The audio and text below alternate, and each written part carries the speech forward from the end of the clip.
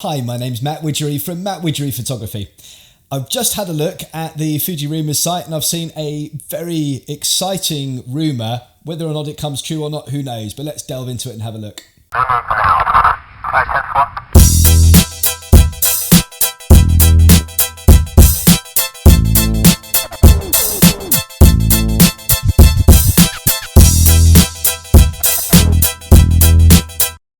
So, this is one of the coolest things that I've seen on Fuji Rumours for a while. This is this story back here, and it's about a new potential lens, and it is a rumoured lens, and it's a long-term rumour, so who knows if it's actually going to be true.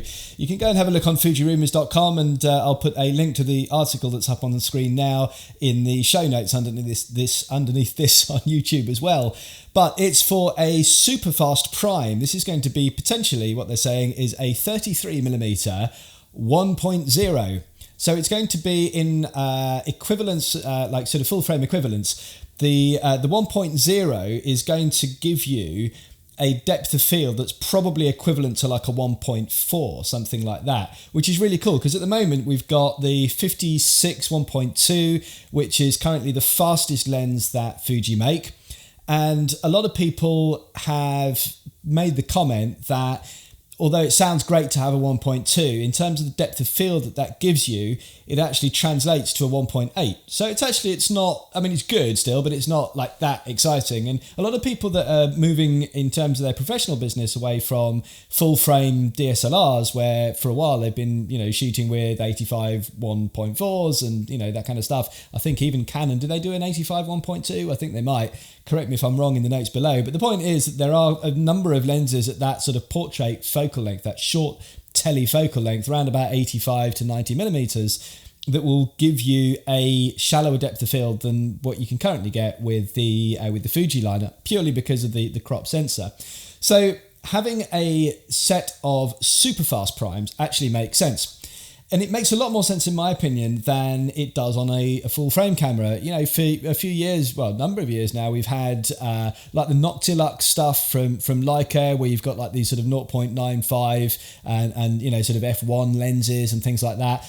And, in the Canon and Nikon world as well, we've also had these things coming out from time to time, and they're normally enormous, batshit expensive, and not that practical, because actually if you're trying to focus on an eye at f 0.95 or 1.0, the depth of field is so shallow that like you can catch an eyelash but miss focus on the eye.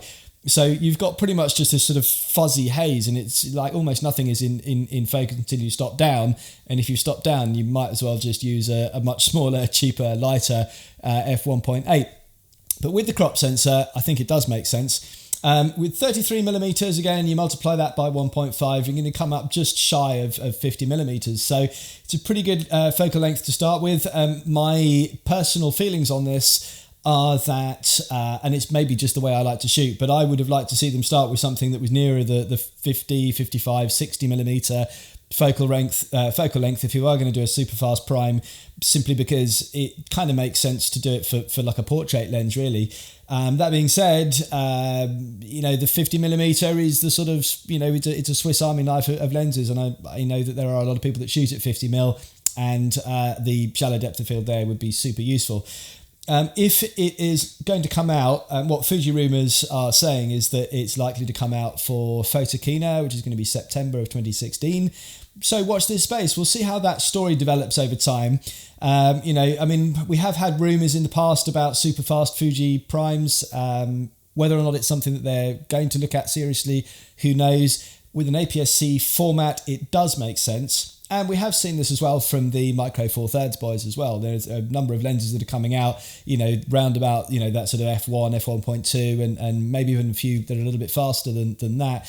So it makes sense. The smaller sensor you go, then in order to get that shallow depth of field, then great. And of course, the brilliant thing is that with a 1.0, you on a crop sensor, you're still getting the light gathering of a 1.0. So you're going to be able to shoot wide open and have very low ISOs and much higher shutter speeds than you otherwise would. And I'm very excited about it.